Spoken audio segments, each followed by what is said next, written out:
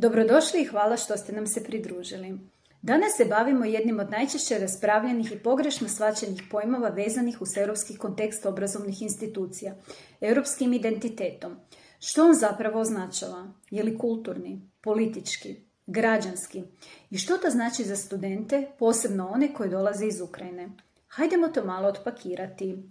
Europski identitet nije jednoslovan pojam, već obuhvaća kulturnu dimenziju, zajedničku baštinu, umjetnost, povijest, filozofske temelje i kulturne prakse europskih društava, političku dimenziju, vrijednosti koje promiču institucije Europske unije, demokracija, ljudska prava, pravda, jednakost i vladavina prava, građansku dimenziju, prava i obveze građana, mobilnost, obrazovanje, sudjelovanje u demokratskim procesima.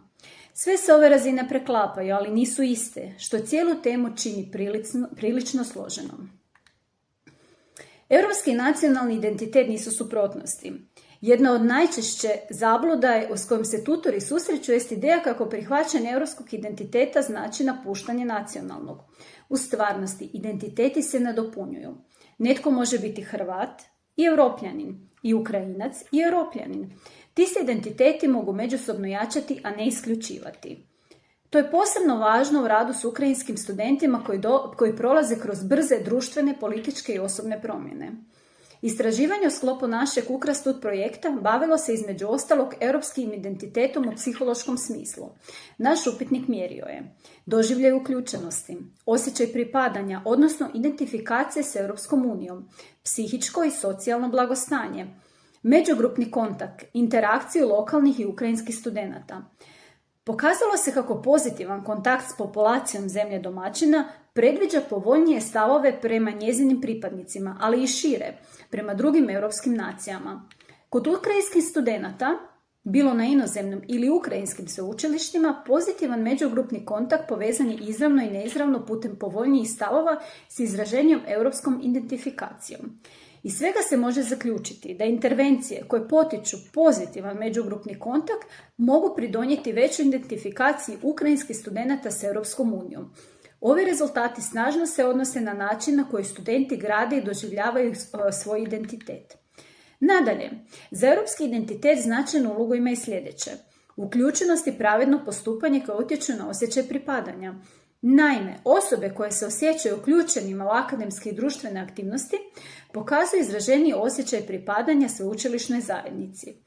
Pozitivan međugrupni kontakt gradi povjerenje i može smanjiti osjećaj nesigurnosti. Redovita i smislena interakcija s lokalnim studentima može povećati njihovu udobnost, samopouzdanje i angažiranost, što su preduvjeti za identifikaciju i s većim zajednicama, uključujući i europsku. Osjećaj poštovanja jača vezu s europskim vrijednostima. Tamo gdje studenti doživljavaju pravednost, transparentnost i dostojanstvo u akademskom okruženju, skloni su pozitivno govoriti o sveučilištu u europskom kontekstu. Studenti koji se osjećaju prihvaćeno i cijenjeno otvoreniji su prema tome da sebe vide kao dio širok i većeg europskog prostora. Zašto je europski identitet važan tutorima?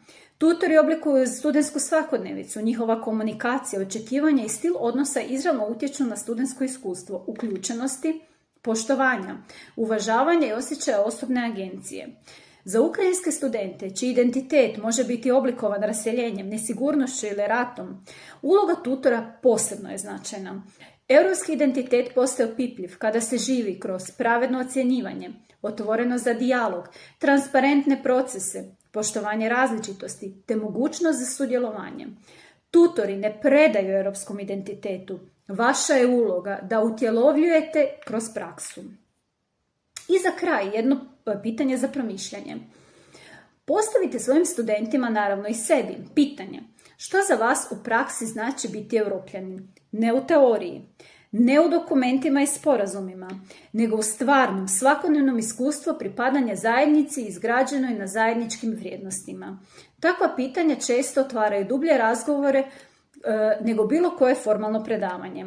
Što možete napraviti već danas? Pokrenite kratki razgovor sa svojim studentima o identitetu i pripadanju. Iskoristite ga kako biste istražili na koji način akademska praksa može ojačati ili oslabiti studentski osjećaj pripadanja europskoj zajednici učenja.